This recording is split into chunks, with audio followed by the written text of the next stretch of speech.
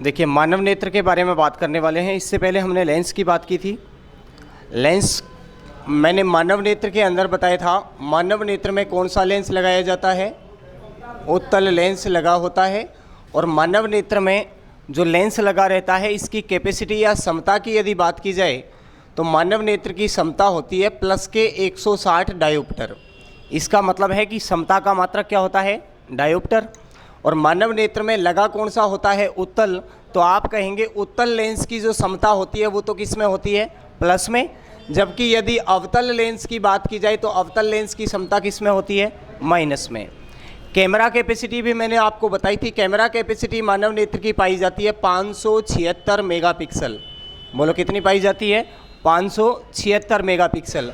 क्षमता निकालते कैसे हैं? तो P बराबर होता है 1/f, यानी फोकस दूरी का जो व्युत्क्रम होता है उसी को कहा जाता है लेंस की क्षमता। मानव नेत्र के अंदर जो लेंस लगा होगा वो कहाँ पर पाया जाएगा, और उसके आधार पर प्रतिबिंब निर्माण के समय क्या क्या हमारे नेत्र में दोष हो सकते हैं उनकी हम बात करेंगे। तो नेत्र दोष की आज बात करने वाले हैं। देखिए, मानव नेत्र की संरचना जो होती है वो नॉर्मली किस प्रकार की होती है?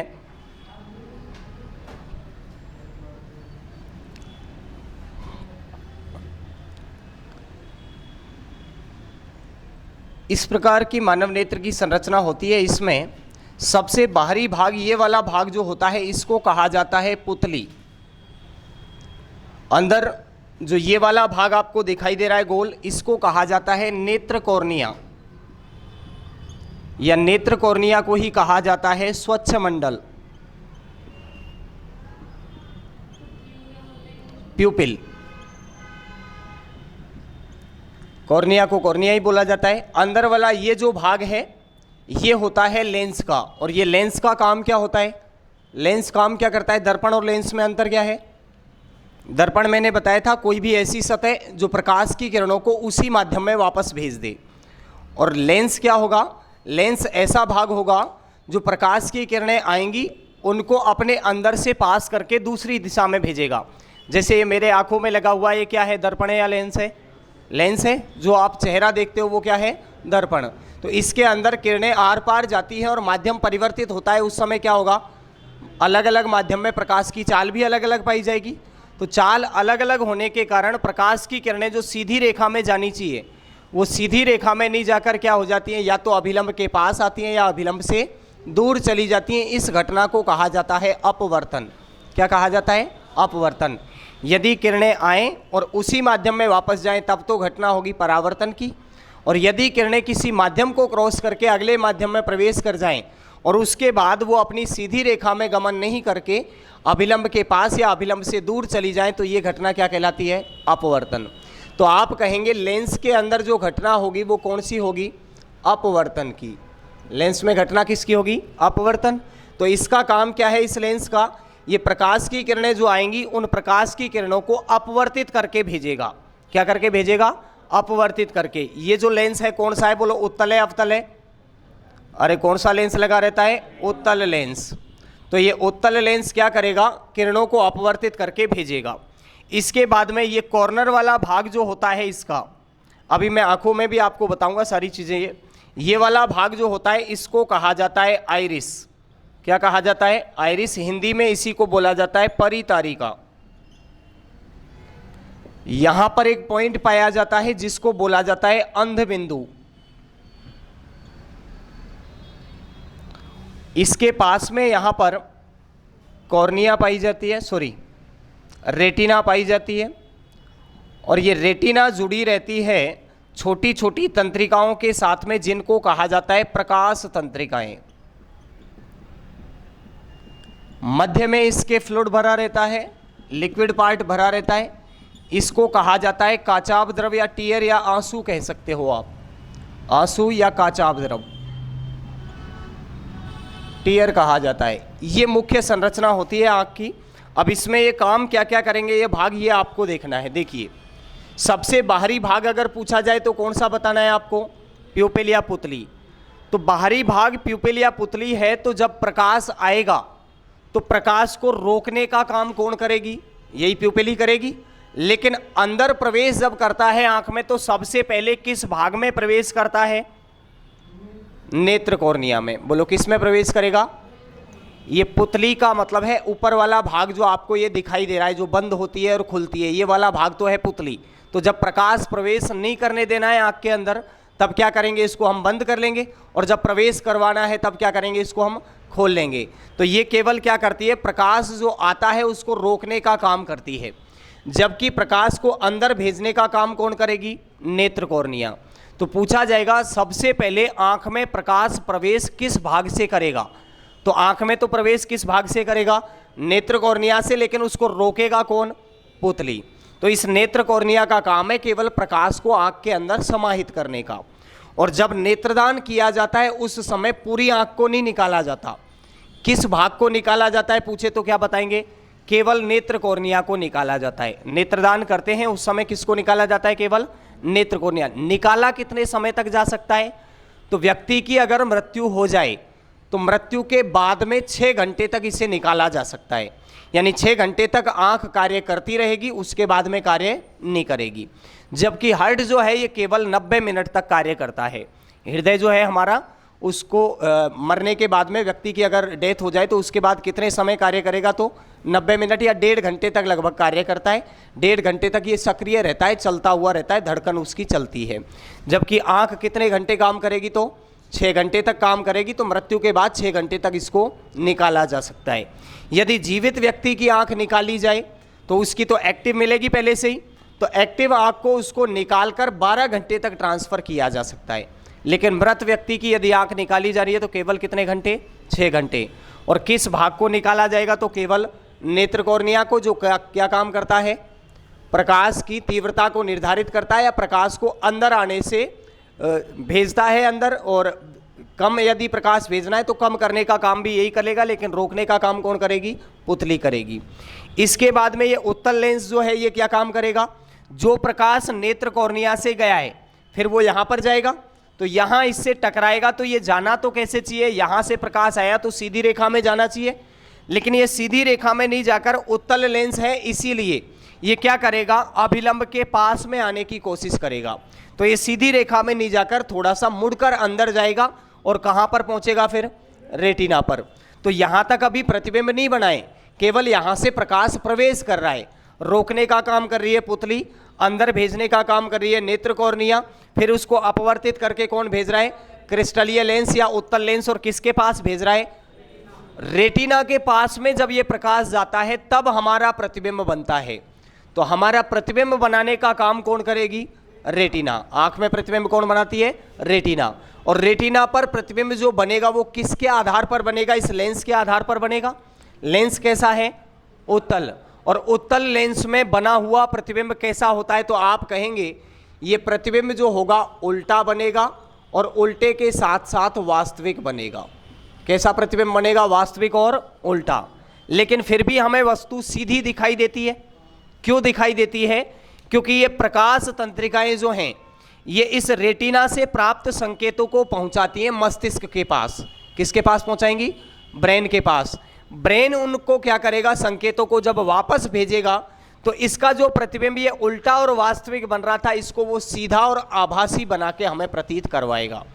यानी प्रतिबिंब जो आंख में बनेगा वो तो केवल कैसा बनेगा? वास्तविक और उल्टा। लेकिन उसको सीधा कौन दर्शाएगा? ब्रेन या मस्तिष्क उसको दर्शाएगा। इसमें टोटल समय कभी कभी पूछ लिया जाता है कि आंख पर जो प्रतिबिंब बनता है उस प्रतिबिंब को बनने में समय कितना लगता है? तो आप कहेंगे टोटल समय लगता है 1/8 सेकंड का। बोलो कितना समय लगता है? कब से कब तक? यहाँ से नहीं, प्रकाश प्रवेश किया, वस्तु को हमने देखा तो प्रकाश प्रवेश करेगा।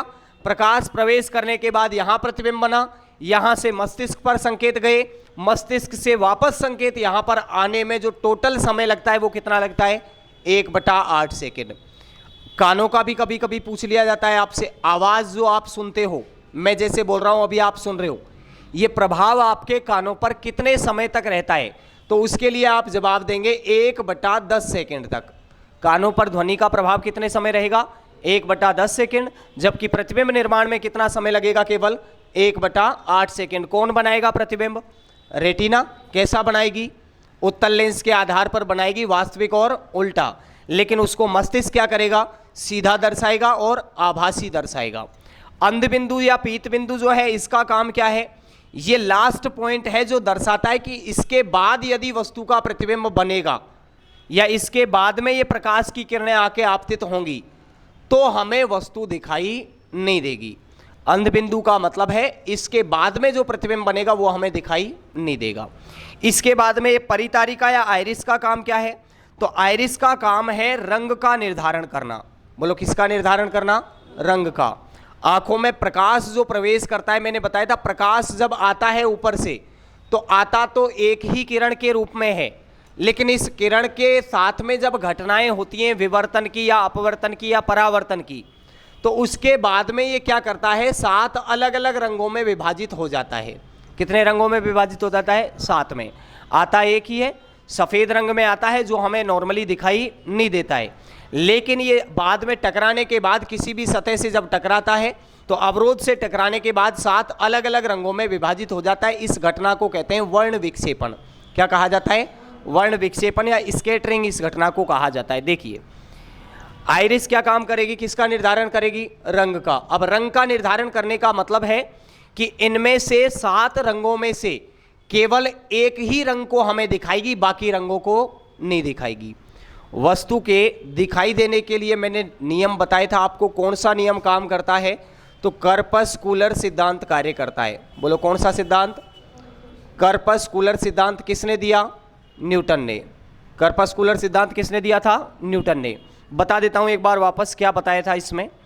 कर्पस्कुलर में न्यूटन ने बताया था कि प्रकाश की किरणें जो आती हैं वो तो केवल एक ही रंग की आती है।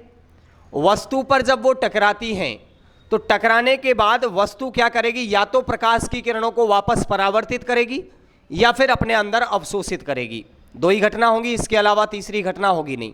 या तो अवशोषित करेगी या फिर क्या करेगी, परावर्तित। तो यदि कोई वस्तु सभी रंगों को अपने अंदर अवशोषित कर ले, यानी पूर्ण प्रकाश को अपने अंदर समाहित कर ले, तब तो वस्तु हमें दिखाई देती है काली। कैसी दिखाई देती है, काली। और जब वस्तु सभी रंगों का परावर्तन कर दे तब वस्तु दिखाई देती है हमें सफ़ेद। कैसी दिखाई देगी, सफ़ेद। इसीलिए गर्मियों में आपने देखा होगा कपड़े पहने जाते हैं कैसे, सफ़ेद रंग के, और सर्दियों में काले रंग के कपड़े पहने जाते हैं। गर्मियों में काले रंग के क्यों नहीं पहनते, क्योंकि प्रकाश की किरणें जितनी भी आएंगी काला रंग उनको क्या करेगा, अपने अंदर अवशोषित करेगा, और अवशोषित करने के बाद में टेम्परेचर बॉडी का जो होगा वो क्या होगा, बढ़ जाएगा, तो अधिक गर्मी हमें लगेगी। इसके साथ में एक और चीज़ बताई, 2 चीज़ें तो क्या बताई कि यदि सबको अवशोषित कर ले तब तो दिखाई देगी काली, और सबको परावर्तित कर दे सब तब दिखाई देगी सफ़ेद। लेकिन यदि वस्तु 6 रंगों को तो अवशोषित कर ले और 1 रंग का परावर्तन कर दे, 6 को क्या कर ले, अवशोषित, और 1 का क्या कर दे, परावर्तित, तो जिस रंग का वो परावर्तन करेगी उसी रंग की वस्तु हमें दिखाई देगी। जैसे मैं यदि बात करूं, ये बोर्ड आपको कैसा दिखाई दे रहा है, सफ़ेद। क्यों दिख रहा है, तो आप कहेंगे ये वस्तु जो है ये प्रकाश की सभी तरंगों को परावर्तित कर रही है। यहाँ पर लिखा हुआ आपको काला दिखाई दे रहा है, क्यों, क्योंकि ये काला रंग जो है ये प्रकाश की सभी किरणों को अपने अंदर क्या कर रहा है, अवशोषित कर रहा है। लाल रंग दिखाई क्यों देता है वस्तु का, क्योंकि वस्तु बाकी 6 रंगों को तो क्या कर लेती है, अवशोषित कर लेती है, और 7वें रंग का यानी लाल रंग का क्या कर देती है, परावर्तन। तो जो वस्तु जिस रंग का परावर्तन करती है वस्तु हमें उसी रंग की दिखाई देती है। किसने बताई थी ये बात, न्यूटन ने। बोलो किसने बताई, न्यूटन ने। कौन से नियम में बताई, कर्पस्कुलर सिद्धांत में। बोलो किस में।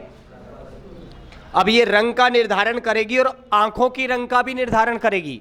एक तो वस्तु के रंग का निर्धारण करेगी और आंख के रंग का भी। कभी कभी आपके आंख में धूल या मिट्टी के कण चले जाते हैं, तो जाने के बाद आप क्या करते हो, आंख को ऐसे सहलाते हो। सहलाने के बाद में आपने देखा होगा साइड वाला जो पार्ट है ये लाल लाल दिखाई देता है, होता है क्या, ये वाला भाग ही क्या कहलाता है, आइरिस। दोबारा बोलो क्या कहलाएगा, बीच वाला पॉइंट जो है आपके बीच में जो काला काला दिखाई देता है आंख में, साइड में तो सफेद है, जिसका रंग परिवर्तित होता है वो तो होता है आइरिस। और जो काला भाग है इसका रंग परिवर्तित नहीं होता, ये तो काला ही रहता है हर टाइम। ये काला भाग जो आपको दिखाई देता है यही भाग होता है कौन सा, नेत्र कॉर्निया। बोलो कौन सा भाग है, नेत्र कॉर्निया। तो अंदर वाला भाग तो नेत्र कॉर्निया और बाहर वाला भाग कौन सा होगा, आइरिस, जो किसका निर्धारण करेगा, रंग का। इस आइरिस के अंदर 2 प्रकार की अलग अलग कोशिकाएं पाई जाती हैं। एक तो पाई जाती है कॉन शेप या शंकु आकार कोशिकाएं, और दूसरी पाई जाती है रॉड शेप या छड़ कोशिकाएं। बोलो कितनी कोशिकाएं मिलेंगी? 2।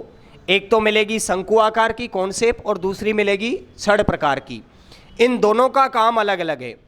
ये पहली जो कोशिका है शंकु कोशिका, ये तो वस्तु का रंग दिखाने में सहायक होती है, जबकि छड़ कोशिकाएं जो हैं ये प्रकाश की तीव्रता का निर्धारण करती हैं। बोलो किसका निर्धारण करती हैं? प्रकाश की तीव्रता का, कि प्रकाश कितना प्रवेश करना चाहिए। इसका एग्जाम्पल मैं आपको देता हूं। जैसे अंधेरे में आप कहीं भी जाते हो, यहाँ पे बैठे हुए हो, उजाले में लाइट जली हुई है, अंधेरे कमरे में, बंद कमरे में आप जाते हो, तो जाते ही आपको कुछ दिखाई देता है क्या? कुछ समय तक कुछ भी दिखाई नहीं देता। तो आप क्या करते हो? आंखों को जोर से खोलने की कोशिश करते हो, ज़्यादा खोलते हो ऐसे। लेकिन आप जैसे ही सूर्य के सामने या लाइट के सामने जाते हो तो आंखों को अपने आप क्या करने लगते हो? आप बंद करने लगते हो। बंद क्यों करते हो? क्योंकि वहाँ पर लाइट ज़्यादा है। तो ज़्यादा लाइट जब होगी तब तो उस लाइट को कम करने का काम करेगी कौन सी कोशिकाएं? छड़ कोशिकाएं। और जब कम लाइट होगी तब ज़्यादा प्रकाश प्रवेश करवाने का काम भी कौन करेगी? छड़ कोशिकाएं। लेकिन उस कंडीशन में आपको वस्तु का रंग दिखाएंगी कौन सी? शंकु आकार की कोशिकाएं रंग दिखाने का काम करेंगी। तो पहला काम, पुतली का काम क्या है? प्रकाश को रोकना। पुतली का काम क्या है? प्रकाश को रोकना। नेत्र कॉर्निया क्या करेगी? नेत्र कॉर्निया क्या करेगी? प्रकाश को प्रवेश करवाएगी। कहां तक भेजेगी? उत्तल लेंस तक या क्रिस्टलीय लेंस तक। कहां तक भेजेगी? उत्तल लेंस तक। और नेत्रदान करेंगे तब भी किसको देंगे? नेत्र कॉर्निया को ही दिया जाएगा। आइरिस का काम क्या है? रंग का निर्धारण करना। आइरिस का काम क्या है? तो रंग का निर्धारण तो केवल शंकु कोशिकाएं करेंगी, दूसरी कोशिका भी तो काम कर रही है। क्या काम करेगी ये? प्रकाश की तीव्रता निर्धारित करेगी। बोलो क्या करेगी? कभी कभी लैंग्वेज चेंज करके भी देता है। नेत्र में समंजन क्षमता को बढ़ाने का काम कौन करेगी? तो समंजन क्षमता का मतलब है प्रकाश के प्रवेश को बढ़ाना या कम करना। तो इसको भी काम कौन सी कोशिकाएं करती है? बोलो छड़ कोशिकाएं, या फिर बताएंगे कौन करता है? आइरिस। तो आइरिस का काम है समंजन क्षमता बढ़ाना या प्रकाश की तीव्रता को निर्धारित करना या फिर वस्तु के रंग का निर्धारण करना। इस लेंस का काम क्या है? लेंस का काम क्या है? लेंस क्या काम करता है? अपवर्तन दर्शाता है। तो ये प्रकाश जो आएगा उस प्रकाश को अपवर्तित करके भेजेगा कहां तक? रेटिना तक। रेटिना क्या करेगी? रेटिना वस्तु का प्रतिबिंब बनाएगी। और प्रतिबिंब कैसा दिखाई देगा? तो उल्टा और वास्तविक, क्योंकि लेंस जो लगा हुआ है वो कैसा है? उत्तल। दोबारा बोलो कैसा है? आंखों में लेंस कौन सा? उत्तल। क्षमता पूछे तो 160 डायोप्टर। 160 यानी लेंस की क्षमता का मात्रक क्या होता है? डायोप्टर। और 160 प्लस में लिखा हुआ है, इसका मतलब उत्तल लेंस की क्षमता तो किस में होगी? प्लस में। और अवतल की क्षमता किस में होगी? माइनस में। क्षमता का फॉर्मूला पूछा जाए तो P बराबर 1/, यानी फोकस दूरी का जो उल्टा होगा या व्युत्क्रम होगा उसी को क्या कहा जाएगा? पावर। मेगापिक्सल में अगर पूछ ले कैमरा कैपेसिटी कितनी बतानी है? 576 मेगापिक्सल। किस सिद्धांत पर ये कार्य करते हैं? तो बताएंगे कर्पस्कुलर सिद्धांत। बोलो कौन सा सिद्धांत? अब नेत्र दोष किसके कारण होंगे? देखो ये तो नॉर्मल कंडीशन बताई जो आंखों में, साधारण आंखों में होती है। अगर ऐसी कंडीशन हो कि यहां से ये लेंस जो है ये वस्तु की किरणों को अपवर्तित तो करे, लेकिन ये प्रकाश की किरणें अपवर्तित होने के बाद रेटिना तक नहीं पहुंचे, तो क्या वस्तु हमें स्पष्ट दिखाई देगी? नहीं दिखाई देगी। मैंने कहा यहां से किरणें आई और केवल यहां पर रुक गई, तो यहां पर किरणें रुकेंगी, इसका मतलब जो वस्तु का प्रतिबिंब बनेगा वो रेटिना पर नहीं बनेगा। कहां बनेगा? रेटिना के आगे। कहां बनेगा? रेटिना के। और रेटिना के आगे प्रतिबिंब दर्शाएगा। तो देखिए यहां पर जो प्रतिबिंब बनता है एक तो वास्तविक और दूसरा कैसा बनेगा? उल्टा। इसके साथ साथ मैंने बताया था उत्तल लेंस में जो प्रतिबिंब बनता है वो उत्तल लेंस का प्रतिबिंब हमेशा कहां बनेगा? आगे बनेगा वस्तु दर्पण के या लेंस के, या पीछे बनेगा? आगे या पीछे? अवतल के लिए मैंने बताया था अवतल इस प्रकार का होता है। ये क्या करता है? डाइवर्ज करता है। इसका मतलब इधर किरणों को भेजता है बाहर की ओर। तो इसका प्रतिबिंब जो बनता है वो कैसा बनता है? आभासी। कैसा बनता है? आभासी।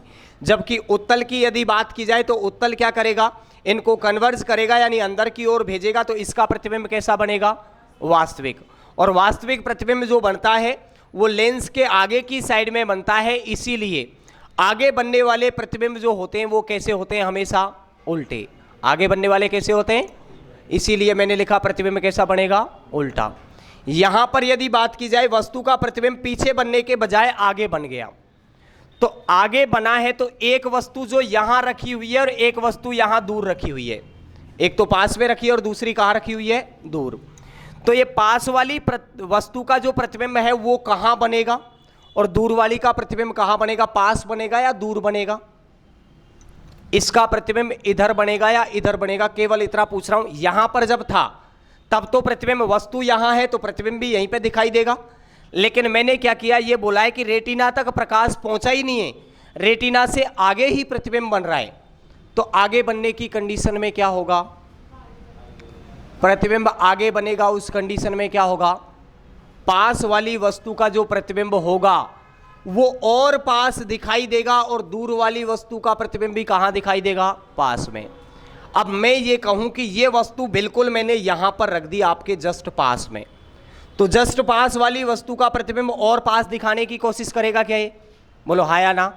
और जब जस्ट पास में ये प्रतिबिंब दिखाएगा तो कोई भी वस्तु को जब 25 सेंटीमीटर से कम दूरी पर, कितने सेंटीमीटर, 25 सेंटीमीटर से कम दूरी पर रखा जाए तो उसका प्रतिबिंब हमें स्पष्ट दिखाई नहीं देता।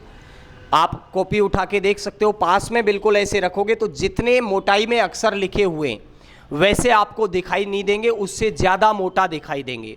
ज़्यादा मोटा क्यों दिखाई देंगे, क्योंकि उनका प्रतिबिंब रेटिना पर नहीं बनेगा, कहाँ बनेगा, रेटिना के आगे। और रेटिना के आगे बनेगा, इसका मतलब जो वस्तु पास है उसका प्रतिबिंब और पास दिखाई देगा, और ज़्यादा पास जब वस्तु आती है तो उसका प्रतिबिंब कैसा दिखता है, बड़ा। कैसा बढ़ता है, बड़ा। जैसे आपने देखा होगा प्लेन उड़ता है, प्लेन को दूरी से देखते हो तो आपको छोटा दिखता है, पास में जब वही होता है तब कैसा दिखाई देता है, बड़ा। इसीलिए आप कहेंगे कि जो वस्तु पास होगी उसका और पास बनेगा, जो दूर होगी उसका भी कहाँ बनेगा, पास में। इसका मतलब ये है कि ज़्यादा दूरी पर यदि वस्तु को रख दिया जाए तो ज़्यादा दूरी पर वस्तु रखी जाएगी तब उसका प्रतिबिंब तो हमें दिखाई देगा, लेकिन यदि ज़्यादा पास में वस्तु को रख दिया जाए तो उसका प्रतिबिंब दिखाई नहीं देगा। और जब पास वाली वस्तु का प्रतिबिंब हमें दिखाई नहीं देता है तो हमारी आंखों में रोग हो जाता है दूरदृष्टि दोष। नाम उल्टे हैं इनके, याद रखना। निकट दृष्टि दोष का मतलब क्या होना चाहिए वैसे, निकट दृष्टि दोष, निकट का मतलब क्या होता है, पास ही तो होता है। तो निकट दृष्टि दोष में होना तो ये चाहिए था कि पास की वस्तु दिखाई नहीं देनी चाहिए थी, लेकिन वास्तव में होता ये कि निकट दृष्टि दोष में पास की तो दिखाई देती है लेकिन दूर की वस्तु स्पष्ट दिखाई नहीं देती। और ये कंडीशन कब बनेगी, जब वस्तु का प्रतिबिंब जो है ये रेटिना के कहाँ बने, पीछे। कहाँ बने, रेटिना के पीछे। तो निकट दृष्टि दोष में तो क्या होता है, पास की तो हमें दिखाई देती है लेकिन दूर की दिखाई नहीं देती। दूसरी कंडीशन दूरदृष्टि दोष की यदि बात की जाए तो दूरदृष्टि दोष का मतलब क्या है, दूर की वस्तु दिखाई नहीं देनी चाहिए, लेकिन इसमें भी उल्टा होगा, दूर की तो दिखाई देगी लेकिन पास की दिखाई।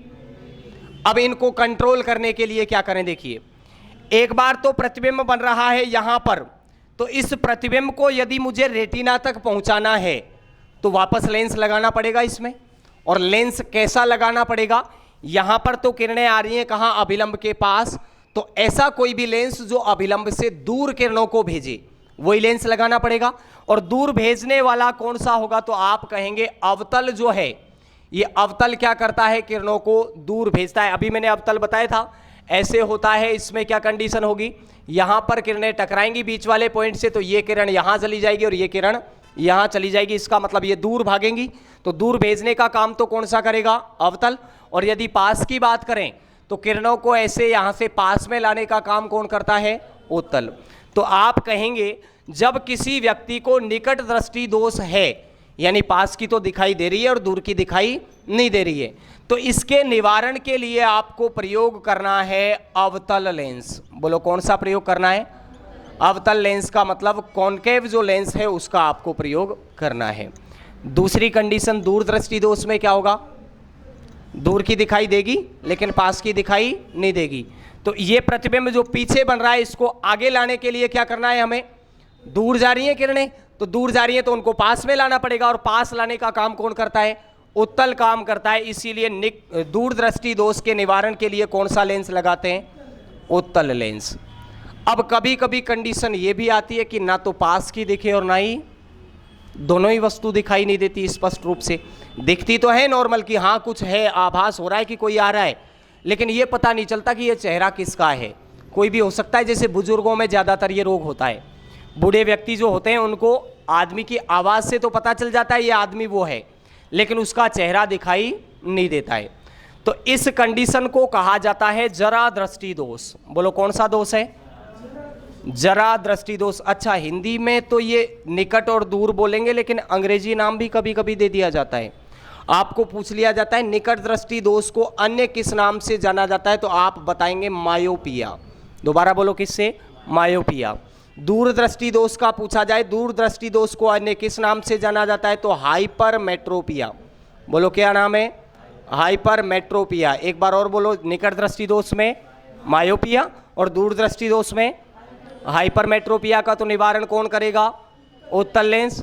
और निकट दृष्टि दोष या मायोपिया का निवारण कौन करेगा? अवतल लेंस। ये भी मैंने आपको बताया था कि उत्तल लेंस जो है, उत्तल लेंस निवारण क्यों करेगा? उत्तल लेंस से ही निवारण क्यों होता है दूर दृष्टि दोष का? क्योंकि जो प्रतिबिंब बन रहा है आगे की साइड में, उसको रेटिना तक लाना है, तो क्या करना पड़ेगा? किरणों को बाहर की ओर डाइवर्ज करना होता है। डाइवर्ज करने का काम कौन करता है? अवतल। जबकि उत्तल जो होगा ये क्या करेगा? कन्वर्ज करने का काम करेगा, यानी अंदर लाने की कोशिश करेगा। तो दूर वाले को ये कहाँ दर्शाएगा? पास में।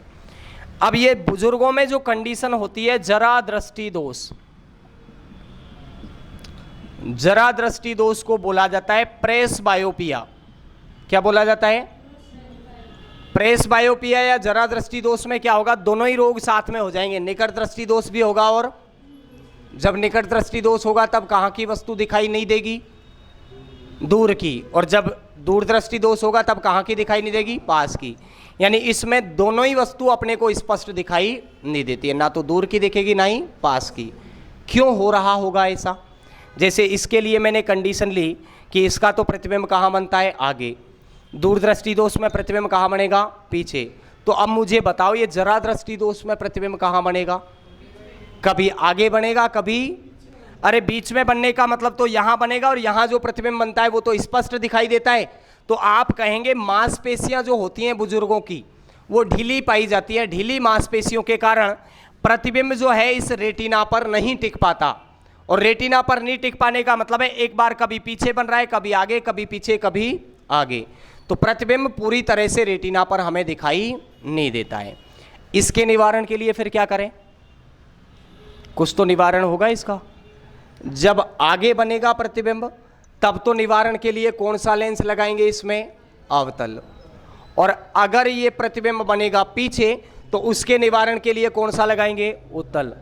तो एक साथ दोनों लेंस लगाए जाते हैं, उत्तल भी लगाया जाता है और अवतल भी।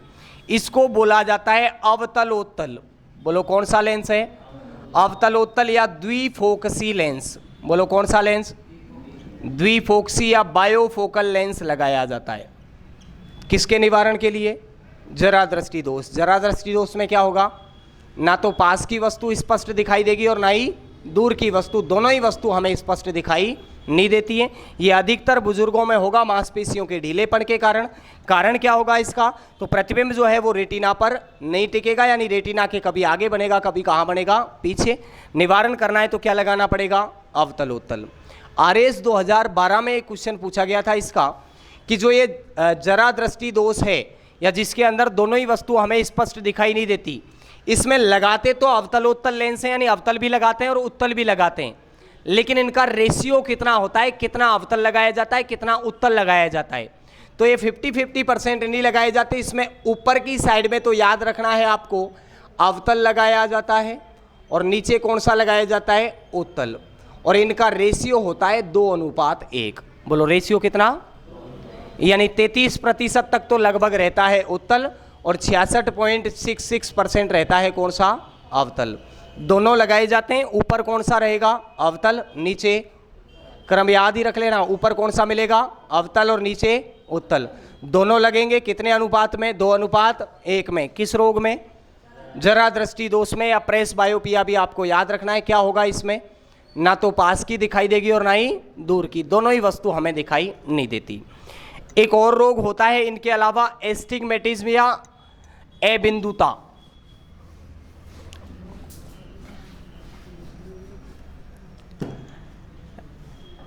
अबिंदुता में क्या होगा देखिए, अबिंदुता रोग में होता यह है कि अभी तक यहां पर जब प्रतिबिंब पहुंच रहा था, यहां पे प्रकाश पहुंच रहा था, तब तक तो प्रतिबिंब दिखाई दे रहा था। लेकिन होगा क्या, ये कॉर्निया वाला जो भाग है ये सही तरह से अगर कार्य नहीं करे, कार्य सही तरह से नहीं करने का मतलब क्या है, क्या काम करता है, ये प्रकाश की किरणों को अंदर भेजता है। तो अगर ये प्रकाश की किरणों को अंदर भेजेगा ही नहीं तो क्या ये क्रिस्टलीय लेंस या उत्तल लेंस उनको अपवर्तित करके भेज पाएगा? जब किरणें आएंगी नहीं तो भेजेगा किसको? तो ये क्या करेगा, कभी तो किरणें इससे जाएंगी और यहां पर पहुंचेंगी, कभी इसकी किरणें यहां तक नहीं पहुंचेंगी। तो नेत्र कॉर्निया सही तरह से कार्य नहीं करे या नेत्र कॉर्निया अनियमित हो जाए, उस कंडीशन में प्रकाश पूरी तरह से रेटिना तक नहीं पहुंच पाता।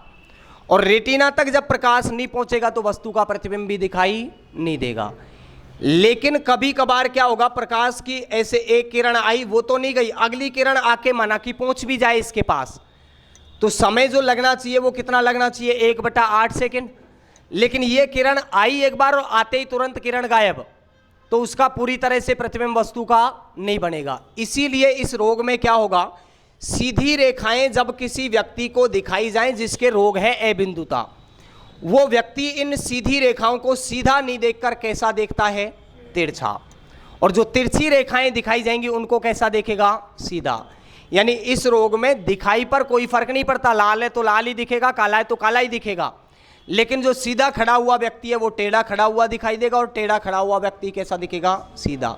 तो क्षैतिज और ऊर्ध्वाधर यानी हॉरिजॉन्टल और वर्टिकल लाइन जो हैं उनमें डिफरेंस नहीं कर पाता है कौन सा रोगी, अबिंदुता रोगी। अब क्या करें इसके लिए, तो इसके लिए क्या किया जाता है, यहां से जो प्रकाश आ रहा है उसको यहीं पर बीच में रोक लिया जाता है। बीच में क्यों रोका जाता है, क्योंकि यहां पर एक एक्स्ट्रा लेंस लगाया जाता है जिसको कहा जाता है सिलेंड्रिकल लेंस। बोलो कौन सा लेंस, सिलेंड्रिकल लेंस लगाया जाता है, या ये बोल सकता हूं मैं बेलनाकार लेंस लगाया जाता है। बोलो कैसा लगाएंगे, ये बेलनाकार लेंस क्या करेगा, बेलन के आकार में ये टेढ़ा रहेगा, तो जब सीधा प्रतिबिंब बनता है तब तो सीधे पर दिखाई देगा। अब इसको टेढ़ा प्रतिबिंब दिखाएंगे तो ये उसको और टेढ़ा करेगा, इसका मतलब वो सीधा करके दिखाएगा। और जब सीधा प्रतिबिंब दिखाएंगे तो ये खुद टेढ़ा है तो उसको टेढ़ा करके दिखाएगा। तो सीधे प्रतिबिंब वाला व्यक्ति को कैसी दिखाई देती है, पहले टेढ़ी, तो ये इन टेढ़ी को और टेढ़ा करेगा तो ये वापस कैसा बन जाएगा, प्रतिबिंब सीधा। तो बेलनाकार लेंस क्या करता है, हॉरिजॉन्टल लाइन को तो हॉरिजॉन्टल दिखाएगा और वर्टिकल को कैसे दिखाएगा, वर्टिकल। यानी क्षैतिज और ऊर्ध्वाधर रेखाएं या सीधी और तिरछी रेखाएं जो हैं उनमें जो व्यक्ति अंतर स्पष्ट नहीं कर पाता है उनके कौन सा लेंस लगाया जाता है, सिलेंड्रिकल। इसके अलावा 2 दोष और हैं जिनका उपचार संभव नहीं है। इनका 4 का तो उपचार है अपने पास।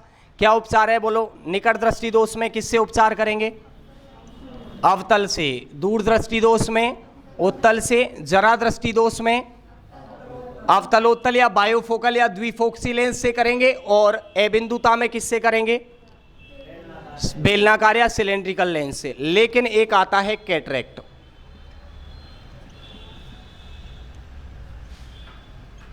कैटरेक्ट का मतलब है मोतियाबिंद। कैटरेक्ट का मतलब क्या है, मोतियाबिंद। हिंदी में मोतियाबिंद कहते हैं, इंग्लिश में इसको कहा जाता है कैटरेक्ट। ये होता है क्रिस्टलीय लेंस की कमी के कारण। अभी तक के रोग 3 तो किसके कारण हो रहे थे, रेटिना के कारण। कौन कौन से, निकट दृष्टि दोष, दूर दृष्टि दोष और जरा दृष्टि दोष। निकट कब होगा, जब प्रतिबिंब बनेगा रेटिना के आगे। दूर कब होगा, जब प्रतिबिंब बनेगा रेटिना के पीछे। दूर है तो दूर प्रतिबिंब बनेगा और निकट है तो निकट प्रतिबिंब बनेगा, यही तो दिखाई देगा। जरा दृष्टि दोष कब होगा, जब प्रतिबिंब रेटिना पर नहीं टिके, यानी आगे बने पीछे बने, आगे बने पीछे बने, कहीं भी बन सकता है।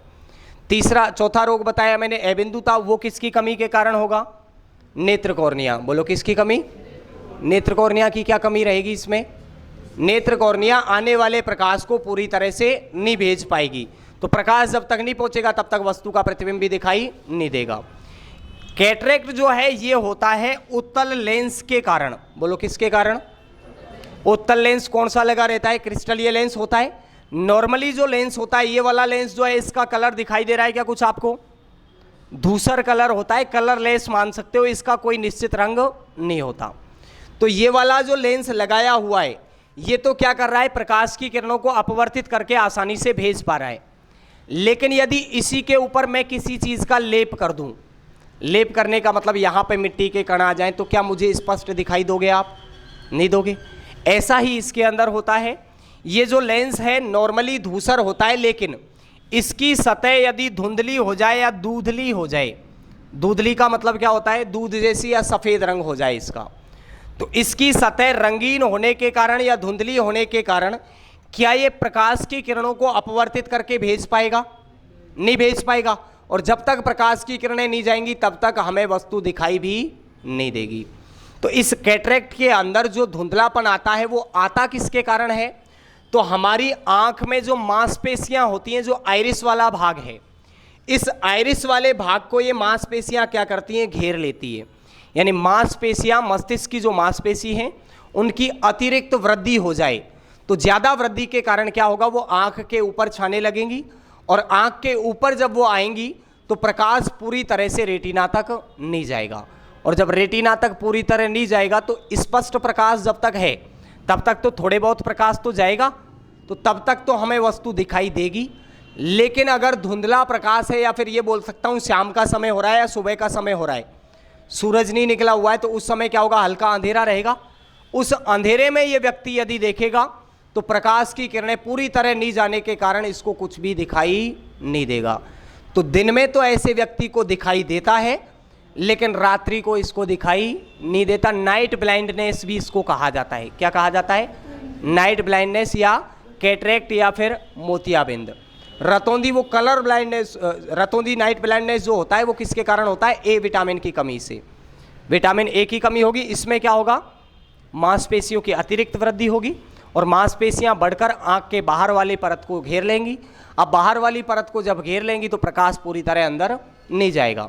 तो ज़्यादा प्रकाश है ये, इसके सामने खड़ा हुआ हूँ तब तक तो कुछ ना कुछ प्रकाश जाएगा, लेकिन जब कम प्रकाश में मैं जाऊँगा तो आँख के अंदर प्रकाश प्रवेश नहीं कर पाएगा, तो इसके कारण रात्रि को हमें दिखाई नहीं देगा। उपचार क्या है इसका? तो उपचार इसका कुछ भी नहीं है, ये लेंस जो है इसको ही चेंज करो तो उपचार है, नहीं तो बाकी कोई उपचार नहीं है। लेंस को चेंज कर देंगे तो ये लेंस ही तो खराब हुआ है, लेंस चेंज कर देंगे तो नया लेंस डाला जाएगा, वो आराम से अपवर्तित करेगा। या फिर दूसरा उपचार ये, लेंस को आप प्रत्यारोपण नहीं करवाना चाहते, लेंस ट्रांसफर नहीं करवाना, तो ये हो सकता है कि जिन मांसपेशियों ने अतिरिक्त वृद्धि की है उन मांसपेशियों को आप ऊपर से कटवा सकते हो, तो ऑपरेशन करवाकर इसका उपचार किया जा सकता है। ऑपरेशन में भी दो तरीके हैं, एक तो डायरेक्ट लेंस को चेंज कर दिया जाए, और दूसरा तरीका ये कि लेंस को चेंज अगर नहीं किया जा रहा है तो अतिरिक्त मांसपेशियां जो आंख के ऊपर आई है उनको क्या कर दिया जाएगा, काट दिया जाएगा, तो उससे वो लेंस जो है वो स्वच्छ दिखाई देगा, तो प्रकाश की किरणें भी आसानी से अपवर्तित हो पाएंगी। इसके अलावा एक रोग है कलर ब्लाइंडनेस। सेम है क्या? ये दोनों अलग अलग है दोनों। ये है वर्णांधता। वर्णांधता का मतलब है इसमें कलर में डिफरेंस नहीं कर पाएगा। यहां तो क्या कर रहा था, वस्तु को देख ही नहीं पा रहा था, लेकिन यहां पर रंगों में विभेद नहीं कर पाएगा, और मुख्यतः इसके लिए दो रंग काम करते हैं, एक हरा और दूसरा लाल। यही दो काम क्यों करते हैं उसका भी रीजन है। आंखों को जो प्रिय रंग लगता है, जो सुग्राही रंग है आंखों का, जो अच्छा लगता है आंखों को, वो रंग होता है हरा, और आंखों का दुश्मन जिसको कहा जाता है या अप्रिय रंग जो है वो कौन सा है? लाल। एग्जाम्पल भी बताए थे मैंने, लाल रंग खतरे का संकेत होता है नहीं होता है? हाँ या ना? क्यों बनाए जाते हैं खतरे के संकेत लाल रंग के? क्योंकि लाल रंग की तरंग दैर्ध्य ज़्यादा होती है, तरंग दैर्ध्य का मतलब दूरी ज़्यादा होती है, तो ये हमें अधिक दूरी से आसानी से दिखाई दे सकता है।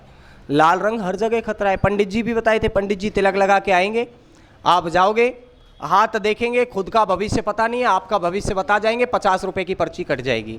लाल बत्ती क्रॉस करोगे, पुलिस वाले मिलेंगे टोपीबाज, वो उनके पास जाओगे, 200 रुपये की पर्ची वहाँ कट जाएगी। सबसे बड़ा खतरा भी बताया, शादी के टाइम पे दुल्हन आती है लाल जोड़ा पहन के, वो भी खतरा ही है, ज़िंदगी भर का खतरा है। वो लास्ट चेतावनी होती है आपको, भाई ये रेड बत्ती आपने क्रॉस कर ली तो इसके बाद खतरा ही खतरा है, आगे कुछ नहीं है, शांति वांति कुछ नहीं है। यहाँ पर जिंदगी शादीशुदा आदमियों की कैसी है? कश्मीर जैसी है। सुना होगा ये चुटकुला, मज़ा तो बहुत है वहाँ पे, लेकिन आतंक का खतरा भी उतना ही ज़्यादा है वहाँ पे। मज़ा है ज़िंदगी में, हसीन है बढ़िया ज़िंदगी। चलिए देखिए, कलर ब्लाइंडनेस में किस किस रंग में अंतर पता नहीं चलेगा, हरे और लाल में। उपचार क्या करें इसका अब? तो उपचार इसका कुछ भी संभव नहीं है। क्यों नहीं है भाई? ये इसलिए नहीं है क्योंकि ये रोग जो है ये आनुवांशिक रोग है। आनुवांशिक समझते हो? जेनेटिक। जेनेटिक का मतलब एक पीढ़ी से दूसरी पीढ़ी में ट्रांसफ़र होता है। जैसे आपकी माताजी को यदि ये रोग है तो आपके अंदर भी ये रोग ट्रांसफ़र होगा। लेकिन पिता को अगर ये रोग है तो ज़रूरी नहीं है कि आपको ट्रांसफ़र हो। पिता से डायरेक्ट ट्रांसफ़र नहीं होता है, लेकिन माता से डायरेक्ट ट्रांसफ़र होता है। अब इस बात को आपको मैं बताता हूँ क्यों ट्रांसफ़र होगा, पिता से क्यों नहीं होता और माता से क्यों होता है। नॉर्मली जीन्स जो पाए जाते हैं अपने शरीर में, गुणसूत्रों पर सवार होके जाते हैं एक पीढ़ी से दूसरी पीढ़ी में। गुणसूत्रों की संख्या कितनी होती है मानव शरीर में? 46। कितनी होती है? 46। या फिर ये बोल सकते हो आप, टोटल 23 जोड़े गुणसूत्र पाए जाते हैं। बोलो सही है क्या? 23 जोड़े में से आप कहेंगे 22 जोड़े जो होंगे, ये 22 जोड़े तो होते हैं ऑटोसोम। 22 जोड़े तो क्या होते हैं? ऑटोसोम का मतलब है लक्षणी गुणसूत्र होते हैं। जबकि एक जोड़ी जो होते हैं ये होते हैं सेक्स क्रोमोसोम या लिंग गुणसूत्र। तो लक्षणों का निर्धारण तो कितने जोड़ी करेंगे? 22 जोड़ी, यानी टोटल गुणसूत्र कितने? 44। जबकि एक जोड़ी जो सेक्स क्रोमोसोम है वो किसका निर्धारण करेगा? लिंग का। यानी मेल पैदा होगा या फीमेल पैदा होगा, ये निर्धारित करने का काम कौन करता है? एक जोड़ा। बोलो कौन करता है? या सेक्स क्रोमोसोम करता है। अब इन 22 जोड़ों को तो मैं छोड़ देता हूँ 44 को। ये तो सबके अंदर समान मिलेंगे, मेल में भी वैसे ही मिलेंगे और फीमेल में भी वैसे ही मिलेंगे, XX के जोड़े में पाए जाएंगे। लेकिन जो एक जोड़ी सेक्स क्रोमोसोम है वो मेल के अंदर तो मिलता है XY और फीमेल के अंदर मिलता है XX। मेल में तो मिलेगा XY और फीमेल में मिलेगा XX। ये जो रोग हैं, कोई भी आनुवांशिक रोग हो, कलर ब्लाइंडनेस की बात नहीं है, कलर ब्लाइंडनेस के अलावा भी बहुत से आनुवांशिक रोग हैं। जैसे मधुमेह रोग है वो भी आनुवांशिक रोग होता है, थैलेसीमिया है वो भी आनुवांशिक है, सिकल सेल एनीमिया है वो भी आनुवांशिक है, सिंड्रोम रोग है वो भी आनुवांशिक रोग है। तो उन आनुवांशिक रोगों की किसी की भी बात की जाए तो इनका वाहक हमेशा यदि पूछा जाए तो आप बताएंगे मादा। मादा का मतलब फीमेल। कौन होगी वाहक इनकी? फीमेल। फीमेल ही वाहक इसलिए होती है क्योंकि इसमें और इसमें देखा जाए तो कॉमन फैक्टर Y है या X है। इसका मतलब अगर ये Y से जाता, रोग किससे जाता? Y से, तो केवल Y वाले में ही जाता। इसका मतलब ये रोग केवल किसके अंदर होता? मेल में। जबकि ये रोग मेल में भी होता है और किस में होता है? फीमेल में। दोनों में होता है। इसका मतलब किसके ऊपर जाता होगा? ये X क्रोमोसोम पर जाता होगा। तो X पर यदि ये जाएगा तो X क्रोमोसोम पर किसी में से भी देखिए ट्रांसफर करते हैं हम। फीमेल है, जैसे फीमेल में X के ऊपर मैंने कलर ब्लाइंडनेस की बात कर रहा हूं तो C जीन बैठा दिया यहां पर। अब C जीन क्या करेगा? ये अगली पीढ़ी में जब जाएगा तो रोग पैदा करेगा। यहां पर जब एक के ऊपर C जीन पाया जा रहा है यानी XCX मिल रहा है, तो ये है कौन? मादा है या मेल है? फीमेल है। और कैसी फीमेल है ये? वाहक। बोलो कैसी होगी? वाहक का मतलब रोग एक पीढ़ी से दूसरी पीढ़ी में ट्रांसफर करेगी। तो ये हो गई महिला वाहक। इसके अलावा यदि बात की जाए XY मिल रहा है, साधारण होगा या रोगी होगा? साधारण है, तो साधारण में ये क्या हो जाएगा? साधारण पुरुष होगा। यदि बात की जाए XX मिल रहा है तो ये कौन है? महिला है या अरे महिला है या पुरुष है? महिला है, क्योंकि दोनों X किसके अंदर पाए जाते हैं? महिला में। और महिला कैसी है? रोगी है क्या ये? तो ये हो जाएगी साधारण महिला। लेकिन जब X के ऊपर यहां पर ये ट्रांसफर हो जाएगा तब तो इसके अंदर भी जीन आ जाएगा कलर का। तो कलर ब्लाइंडनेस का जीन यदि X के ऊपर आ जाए और Y साधारण रहे, Y के ऊपर आ सकता है क्या? नहीं आएगा, क्योंकि वाहक का काम कौन कर रही है? X। तो X से केवल किस पर जाएगा? X पर, Y के ऊपर नहीं जाएगा। तो ये क्या हो जाएगा? रोगी पुरुष होगा या नहीं होगा? बोलो हाँ या ना। अगली बात यदि की जाए X के ऊपर भी C है और दूसरे X के ऊपर भी C जीन है, तो अभी तक जब एक के ऊपर C जीन था तब तक तो ये वाहक थी, लेकिन दोनों के ऊपर आ गया, इसका मतलब ये क्या होगी? रोगी। बोलो क्या होगी? और महिला होगी या पुरुष? तो महिला, क्योंकि दोनों X किस में पाए जाएंगे? महिला में। अब देखो महिला से ट्रांसफर होता है या पुरुष से, ये आपको यहाँ से पता चल जाएगा। इन सबका आपस में क्रॉस करवाओ। देखिए इनका क्रॉस करवाओ, फिर इस दूसरे से क्रॉस करवाओ, वाई का इसके साथ करवाओ और वाई का लास्ट वाले के साथ करवाओ। पहले एक्स का पहले एक्स सी से क्रॉस करवाया जाए, क्रॉस का मतलब गुणा करवाएं। तो गुणा करने के बाद क्या मिलेगा बोलो, एक्स का एक्स सी से गुणा करेंगे तो एक्स सी एक्स मिलेगा, नहीं मिलेगा? सही है। दूसरे का देखिए एक्स का करवा रहे हैं साधारण एक्स से, तो यहां पर दोनों क्या मिलेंगे, साधारण एक्स मिलेंगे। वाई का इस एक्स के साथ में करवाया जाए तो क्या मिलेगा, एक्स सी वाई मिलेगा। और इस वाई का एक्स के साथ करवाया जाए तो क्या मिलेगा, एक्स वाई। तो यहां रोग ट्रांसफर हुआ क्या, आया क्या किसी में रोग नीचे आया? क्योंकि ये किससे आ रहा है, फीमेल से। किस में आया वो देखो, यहां पर ये एक्स सी वाई है, एक्स सी वाई मैंने बताया था क्या होगा, ये रोगी पुरुष। तो यहां पर रोगी पुरुष है, इसका मतलब इससे जब बच्चा पैदा हुआ तो उसके अंदर रोग गया। लेकिन यहां ये एक्स सी एक्स किसको दर्शाएगा, महिला को। महिला कौन सी रोगी होगी, क्या रोगी महिला केवल कब होगी, जब दोनों एक्स के ऊपर सी जीन मिलेगा। यहां पर एक के ऊपर है, इसका मतलब ये कैसी होगी, वाहक। तो यहां ये रोगी नहीं है, केवल कैसी है, वाहक। यानी इसके जो बच्चे पैदा होंगे आगे, उनके अंदर ये रोग को ट्रांसफर करेगी, लेकिन खुद रोगी नहीं होगी। तो वाहक कभी भी रोगी नहीं होती है। तो रोग केवल कितनों में गया, एक में, वो भी किस में गया, पुरुष में। किससे गया, महिला से। तो महिला को आप कहेंगे कि महिला से पहली पीढ़ी में ही रोग के लक्षण दिखाई दे जाते हैं, इसीलिए महिला क्या होती है, रोगों की वाहक होती है। अच्छा, पुरुष भी तो वाहक हो सकता था, आप ऐसा भी तो कह सकते हो पुरुष वाहक होगा। पुरुष रोगी है अगर कोई, और रोगी पुरुष के बच्चे पैदा करवाए जाएं तो उनके अंदर रोग जाना चाहिए, लेकिन नहीं जाता है। देखिए क्यों नहीं जाता है।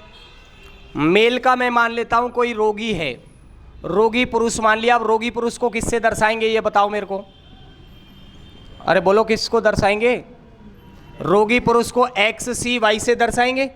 और साधारण महिला को किससे दर्शाएंगे, रोगी पुरुष की शादी आपने साधारण महिला से करवाई तो उनकी संतान जो पैदा होगी उसमें आपसे पूछा जाएगा कितने रोगी होंगे, कितने रोगवाहक होंगे, कितने प्रतिशत साधारण पुरुष होंगे, कितने प्रतिशत साधारण महिला होंगी।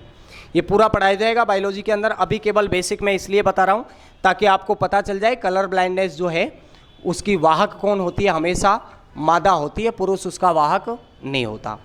क्यों नहीं होता, क्योंकि पहली पीढ़ी में लक्षण नहीं दर्शाता। देखो यहाँ पर मैंने रोगी लिया है, फिर भी अभी मैं बता रहा हूँ आपको दावे के साथ कि आगे जो बच्चे पैदा होने वाले हैं उनमें रोग ट्रांसफर नहीं होगा। देखिए इनका क्रॉस करवाओ, फिर इसका क्रॉस करवाओ, वाई का इससे करवाओ और वाई का इससे करवाओ, बताओ क्या मिलेगा पहले से, पहले क्रॉस से क्या मिलेगा, एक्स सी, और यहाँ पर एक्स है तो ये एक्स सी एक्स मिलेगा, नहीं मिलेगा? अच्छा, दूसरे का करवाएंगे तो क्या मिलेगा, एक्स सी का क्रॉस इस एक्स से करवाएंगे तो यहाँ से भी एक्स सी एक्स मिलेगा। अच्छा, वाई का करवाएं एक्स से तो क्या मिलेगा, एक्स वाई या वाई एक्स। वाई का एक्स से करवाएं तो यहाँ भी क्या मिलेगा। ये दोनों क्या है मुझे बताओ, पुरुष है महिला है?